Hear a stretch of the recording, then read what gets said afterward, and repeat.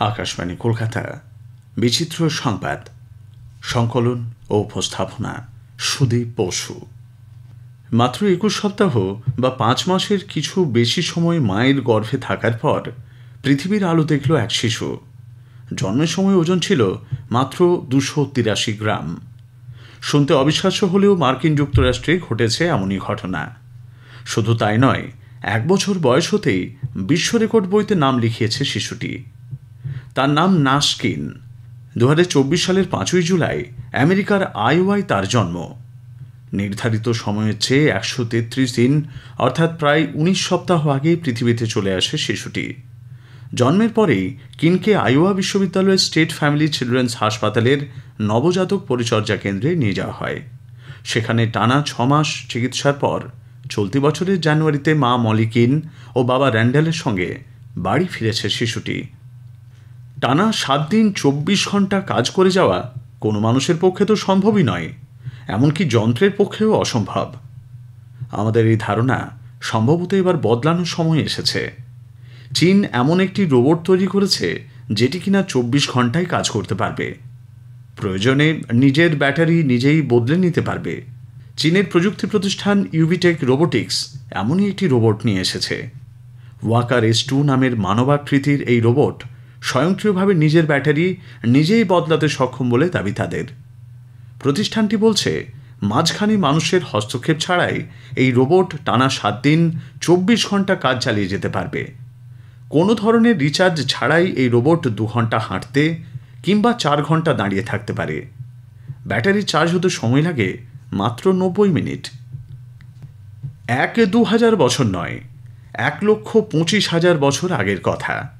তখন পৃথিবীতে বাস করত আমাদেরই পূর্বপুরুষ, প্রস্তর যুগের মানুষেরা।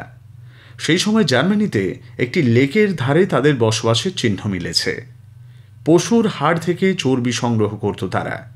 এজন্য ছিল বিশাল এক প্রক্রিয়াকরণ ব্যবস্থাও। বিজ্ঞানীরা এর নাম দিয়েছেন ফ্যাট ফ্যাক্টরি বা চর্বির কারখানা। বিজ্ঞান বিষয়ক সাময়িকী সায়েন্স অ্যাডভান্সে গত বুধবার এক গবেষণা প্রতিবেদন প্রকাশিত হয়েছে। তাতে বলা হয়েছে, জার্মানির হ্যালে শহরের দক্ষিণে নিউমার্ক নর্ড এলাকায় কয়েক বছর ধরে খোঁড়াখুঁড়ি করে এই কারখানার সন্ধান মিলেছে। সেখানে মিলেছে প্রায় ১,২০,০০০ হাড়ের টুকরো এবং ১৬,০০০ পাথরের সরঞ্জাম। আগুন ব্যবহারেরও নাকি প্রমাণ মিলেছে। সাপের কামড় মানে মৃত্যুর আশঙ্কা। ভারতে প্রতি বছর প্রায় ৫০,০০০ মানুষ সাপের বিষে মারা যান।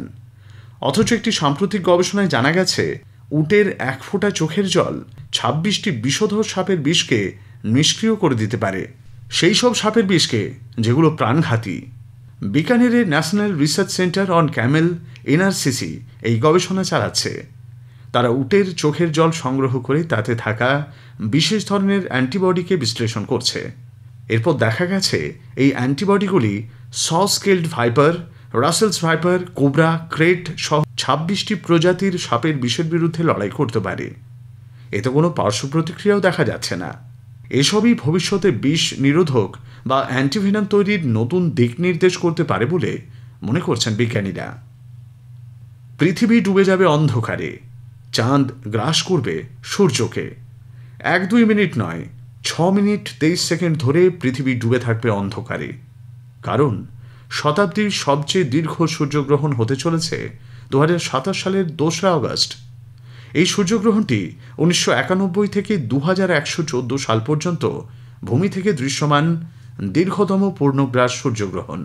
এখানে সূর্য সম্পূর্ণরূপে চাঁদের পেছনে অদৃশ্য হয়ে যাবে, যার ফলে একটি মুহূর্ত তৈরি হবে যা টোটালিটি নামে পরিচিত।